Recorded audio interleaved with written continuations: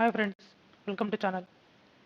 Nowadays ChatGPT, Copilot are fuzzy and exciting words in the tech world.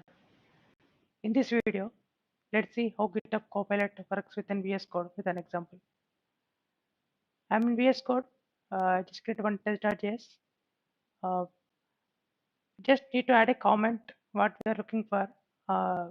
Then Copilot writes logic for us. Once a comment is added, just enter.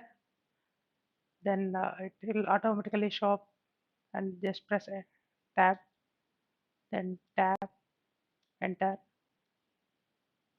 tab, enter, tab, function started, console log, added. Yeah, if we want, we can quickly fix.